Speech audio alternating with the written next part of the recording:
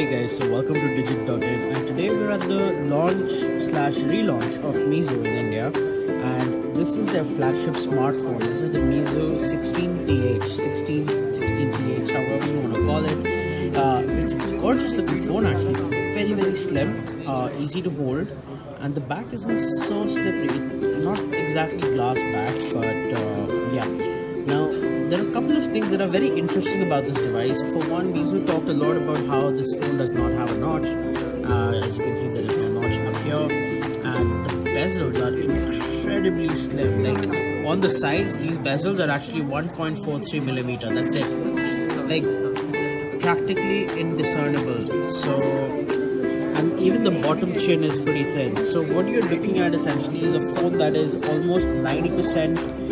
Screen to body ratio. This is 89.95 to be precise, but yeah, it's incredibly slim bezels. Now it's powered by the Snapdragon 845. This particular variant, in fact this is the only variant that's been launched in India, has 8 GB of RAM and 128 GB of storage. Now the resolution on the display is FHD+, which is 2160 by 1080. It has a Meizu says it has a contrast ratio of about 10,000:1, but that's something we're going to have to check in our own reviews. Then there's also a screen brightness is about 430, and that's pretty impressive. Now on the back, Meizu talked about the back camera quite a bit. They said that the two cameras on the rear essentially are 12 plus 20 megapixel units, and you've got a Sony IMX3. You've got a Sony IMX380 and a Sony IMX350, so that's pretty good. Okay guys, cost of now the price of this is 39,999, and it's going to be an Amazon exclusive for now. So that's actually very interesting that for a company that's trying to make a comeback into the Indian market and has a flagship device, they've launched it almost at par with the OnePlus 6 and the OnePlus 6T. So it's going to be interesting to see how well this phone will take to the Indian market. Now it's a very Vamsi, my video is 360p. I'm sorry man, we've got bad connectivity unfortunately, and it's just very lucky that we're even able to live stream right now. Unfortunately, we wanted to live stream the event but couldn't because of bad connectivity issues. Now the phone itself is running Flyme OS, and I'm just gonna show you guys what version of Android it's based on. So let's just go to about phone, and there we go, about phone, and you can see all of the details here. It's running security patch from August, and yeah, it's based on Android 8.0 Gorilla. So that's what Flyme is based on as of now, and just using the phone, I haven't used it for a long time. Just over here, going through the menus, going through the settings, and everything appears to be running very fluid. But that's generally how it is with new Android smartphones. They're fresh out of the box, they run very well, and once you run them in, you use them for a while, they tend to become a little on the slower side. So that's unfortunately what happens. And okay, all right, so Jio hai. In fact, Jio will also be giving you some offers. There's a 2,200 rupee cashback if you buy this phone, and there's also some obscene amounts of data, or they're offering like 500 GB of data or something.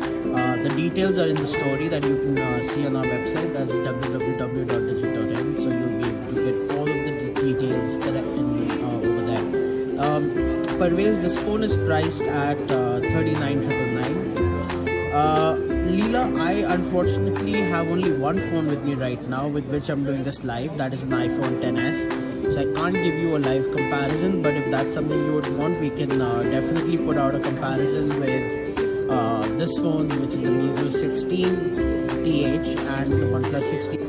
Sorry about that. Once we have all these phones with us in office. So interestingly, there's only one variant, which is the white colored finish, and that's all you get in India. And over here you have, okay, let's take a closer look at the camera. Now you of course get a dual camera setup. This is a 12 megapixel and 20 megapixel setup, and down under here is actually a flash. Now typically LED flashes on smartphones tend to be fairly small.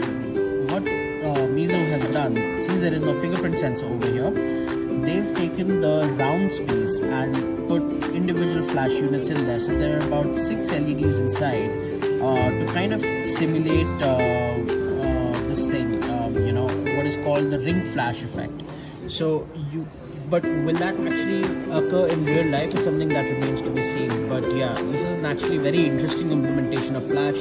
Also, since the LEDs are a little more spread out than they typically are on smartphones, it is possible that the illumination will be a little more even if not very bright, but it will be even at least, so that's good. Now, the other thing you guys would notice that there is no notch, so of course no Face ID. There's no fingerprint sensor on the back, so of course no fingerprint sensor on the back or the front. So what is exactly going on? So the Meizu actually has an in-display fingerprint sensor, and I'm just going to quickly show you. Unfortunately, they've set a password for all of this, so we can't show you the enrollment of the fingerprint sensor. But yeah, there is an in-display fingerprint sensor over here, and that's basically how you're going to be locking and unlocking the phone. Now, this is supposed to be the optical type, which is what we've been seeing lately in the phones like the OnePlus 60, the Huawei Mate 20 Pro. Leela, yes, it does have an optical in-display fingerprint sensor actually. So yeah, as regards to why so pricey, unfortunately, I really can't say why a company would want to price their phone the way they would. It is completely up to them. They may feel that this is a value for money proposition at the current price point, and that is their choice, right? But at the end of the day, it is you guys, the consumers, who decide how much you want to pay for it. And I think that with the OnePlus 60, with the OnePlus 6 in fact, and the Asus Zenfone 5C, there are quite a few options with flagship specs, great performance out there in multiple price ranges. So at the end of the day, I would recommend that you guys should try and get your hands on this. Go to a store perhaps, which would have been great if this was not an Amazon exclusive, but this phone is an Amazon exclusive, so unfortunately you can't even do that. I guess you'll just have to wait for a review to figure out whether this is a product worth buying or not for the price. And people buy the OnePlus 60 and people buy the OnePlus 6. Unfortunately, I guess it just comes down to whether you get what you pay for. And if you're paying 40,000 bucks and you want top of the line performance, top of the line everything, and if this phone can deliver that, then I guess you wouldn't feel so bad paying 40,000 bucks for it. So yeah, so that's the Meizu M16TH 16th. It's a little confusing. I wish they'd come up with a better naming scheme. And in case you guys have any more questions, make sure to leave them in the comments below, and I will get back to them personally. Thank you guys for watching, and have a great day.